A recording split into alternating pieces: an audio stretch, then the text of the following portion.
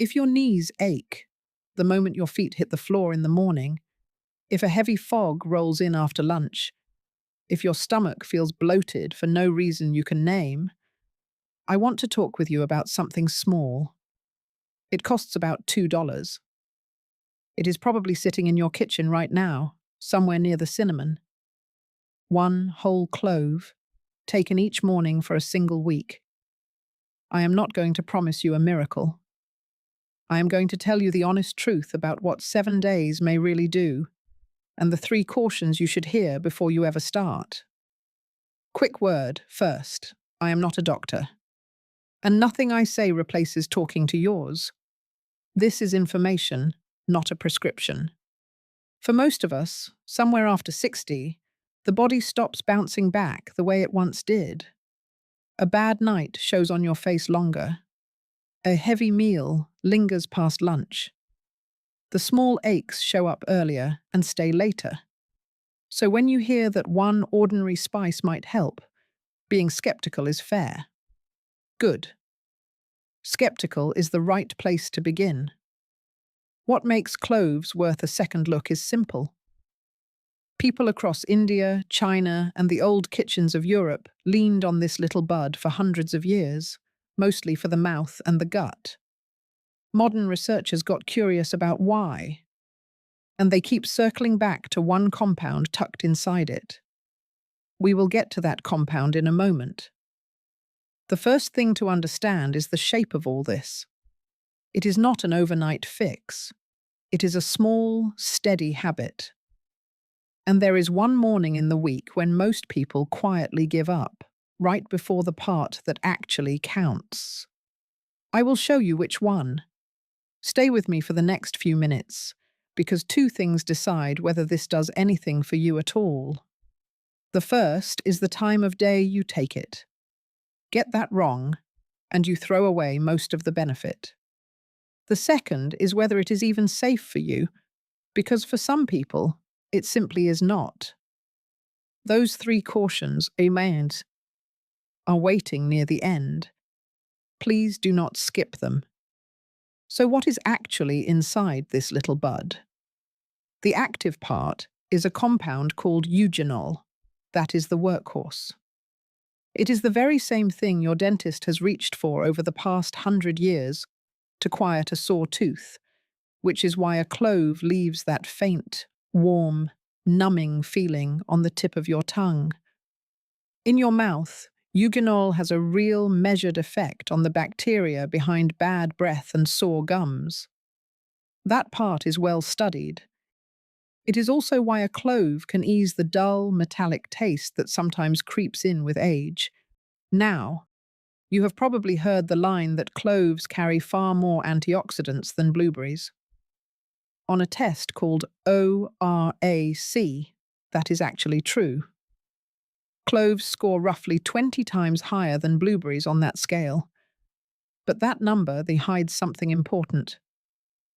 ORAC is only a test tube measure, and the US Department of Agriculture withdrew its own ORAC database years ago, because those laboratory scores do not predict what antioxidants really do once they are inside a living body. A big score on a plate is not the same as a wave of protection moving through you.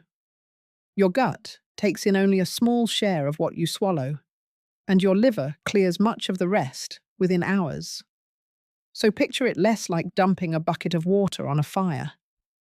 Picture it more like a gardener who steps outside each morning and pulls a few small weeds before they ever spread. Nothing dramatic on any single day. Yet over weeks and seasons, that garden stays in far better shape than the one left to fend for itself. That slow, patient work is the real story, and it is a much quieter story than the headlines like to tell.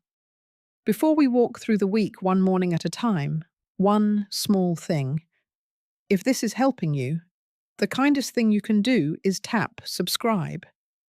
It tells YouTube to show this to other folks our age who could use it. That is all I ask. And the morning that surprises people the most is not the 7th. It is one near the middle. when nothing flashy happens at all. And that turns out to be the whole point. Day 1, that first morning, you will likely feel the gentle tingle and a touch of warmth on your tongue. Your breath may feel fresher within the hour. And honestly, that is about all. No fireworks. If you came in expecting your whole body to shift overnight, this is where the disappointment usually creeps in. Let it go. Day 1 is just your tongue saying hello. Days 2 and 3. This is often where the first real change arrives, and it tends to show up in your digestion. A lot of older adults notice less of that bloated, heavy feeling that drags on after a meal. The old uses of cloves were almost always tied to the stomach, and many people report their food simply sitting easier. Now, the third morning is where most people quit. Nothing big has happened yet. The newness has worn thin, and the clove still tastes bitter. Stop here, and you stop just before the steady part begins. So please, do not. Day 4. Some people start to notice their energy holding more evenly through the afternoon. Fewer of those 3 o'clock slumps where you reach for a cookie or a second cup of coffee. I want to be careful with you here. The research on cloves and blood sugar is mixed, and it is gentle at its strongest. If you take medication for diabetes, this is exactly the point where you talk with your doctor first, because together those two things could pull your sugar lower than you ever intended. If that sounds like you, a simple plan helps. Take it with food, watch your levels the way you already do, and bring it up at your next visit. Days 5 and 6. People always ask me what is happening to the liver right about now, because that is what the louder videos love to promise. So let me be straight with you. You will not feel your liver. It does not run on a 7-day schedule, and one little clove does not rebuild it.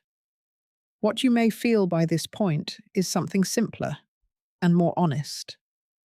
A general sense of lightness in your mornings. Some of that comes from the clove. A good deal of it comes from the routine itself. For nearly a week now, you have sat down to a calmer breakfast and paid a little quiet attention to your own body. That alone changes how a morning feels. Day 7. The honest picture at the end of the week looks like this. Fresher breath, easier digestion, maybe a steadier kind of energy. A morning that feels a touch lighter than the one you started with. Nothing in the mirror has been transformed. No single number has swung. What you have instead is a small, repeatable habit that costs pennies and asks almost nothing of you. That is not a letdown. That is exactly how real change tends to work after 60. It is slow, it is steady, and it keeps adding up long past day 7 if you let it. You do not have to take my word for any of this, and you should not.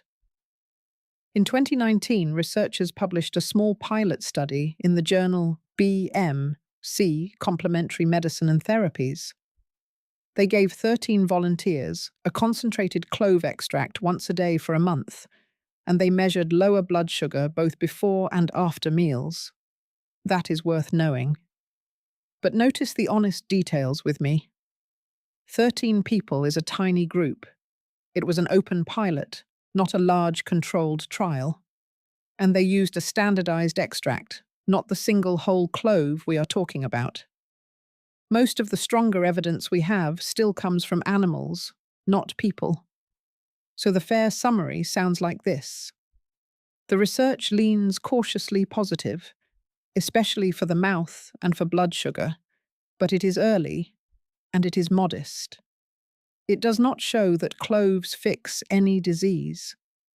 It shows gentle support, the kind that fits a healthy life rather than replacing the care you already get. And that gap, the wide space between gentle support and a miracle, is the entire reason I am making this video the careful way I am. Most channels stand on the miracle side of that gap. We are going to stand on the honest side, because you deserve nothing less. But the research also hints at who should be careful, and that brings me to something I really need you to hear. 3 groups of people need to take extra care here. First, if you are past 70 or you are simply small in build, start with less. Half a clove, or one every other morning, is plenty to begin with. Second, if you take a blood thinner, warfarin, Eliquis, Xarelto, or even a daily baby aspirin, talk with your doctor before you start. Cloves can lean in that same direction, thinning the blood a little, and you do not want to stack one effect on another without guidance. The same caution holds if you have any surgery scheduled in the next couple of weeks. Third, if you take medication for diabetes, such as metformin or insulin, both the timing and the amount matter, because your blood sugar could drop lower than you mean for it to. Your doctor can help you keep an eye on it. None of this is caution for the sake of sounding cautious. These are real interactions, and a few minutes with your doctor is a small price for peace of mind. There are 2 simple ways to do this, and 1 rule for buying. The first way is the gentle one. Take a spoonful of raw honey, set 1 whole clove down in it, and let the whole thing dissolve slowly in your mouth. The honey rounds off that sharp, bitter edge, which is why people who cannot stand the raw spice manage this way with no trouble at all. Start with 1 clove, not 2. There is no prize for rushing this.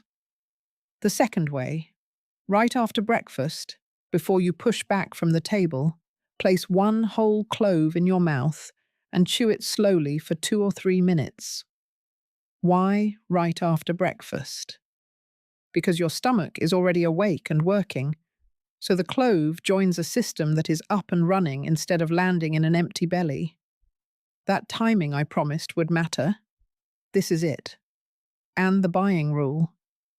Buy whole cloves, never the ground powder. Whole buds hold their oils for a very long time. The ground stuff fades within a few months and leaves you almost nothing. A good clove looks dark brown, feels a little oily, and gives off a strong smell when you press it between 2 fingers. If yours look grey and dusty and barely smell of anything, their day has passed. Toss them out. Let me be honest about something a lot of channels will not say out loud. This is not for everyone. If you live with a bleeding disorder, an ulcer that flares, or you are on any of the medications I just mentioned, please set this aside until you have talked it through with your doctor. And 1 more honest word. Never swallow concentrated clove oil in place of the spice, because in large amounts it can genuinely harm your liver. The whole bud is the safe, gentle form. Even at its very best, 1 clove is not going to fix a real problem on its own. It is 1 small, friendly habit sitting beside everything else that keeps you well. Nothing more than that. But also, nothing less. So that is the honest version. No miracle, no overnight change, just 1 small spice and 1 week of paying a little attention to yourself. If you give it a fair try, I would truly love to know how your mornings feel by the 7th day. Tell me down in the comments. And if someone you love wakes up stiff and weary, send this their way. That is how we look after one another. Take good care of yourself, my friend.